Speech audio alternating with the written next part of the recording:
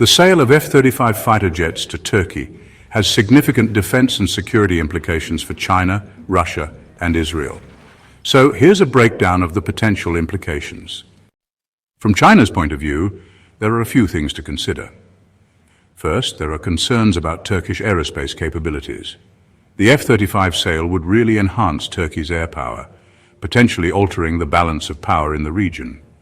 China might see this as a threat to its own influence in the Middle East and Central Asia.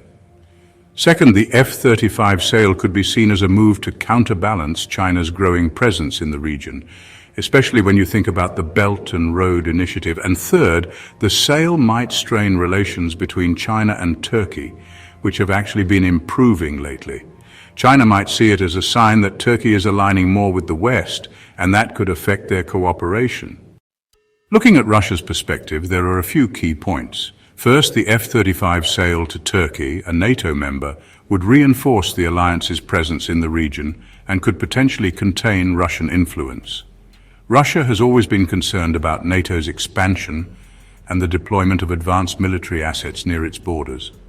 Second, the F-35's advanced stealth capabilities would pose a significant challenge to Russian air defense systems, like the S-400, which Turkey has already acquired. This could lead to a new era of competition between Russia and Turkey in the region.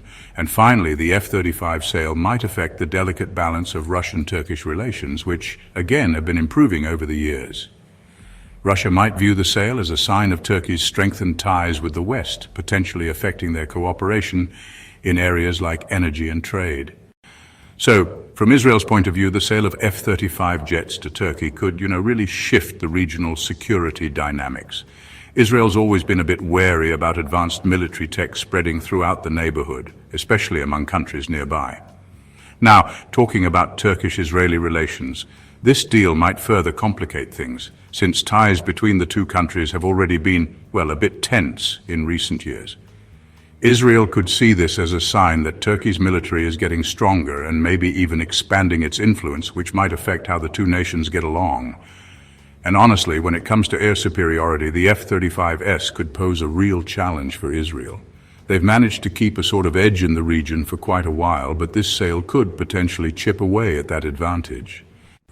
Looking at the bigger picture, there are a few more things to consider. For one, the F-35 sale to Turkey could actually make things worse between Greece and Turkey, especially around the eastern Mediterranean, where there are ongoing disputes over energy resources.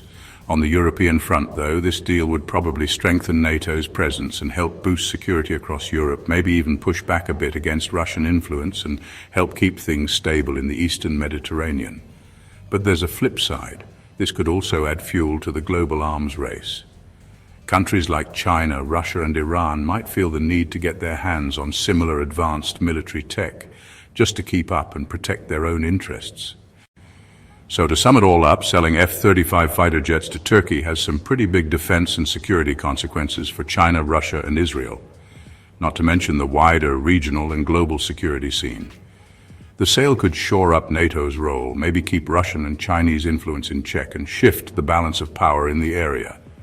Still, there's a risk it could also ramp up tensions and kick off an arms race, as other countries try to make sure they're not left behind when it comes to their own security and influence.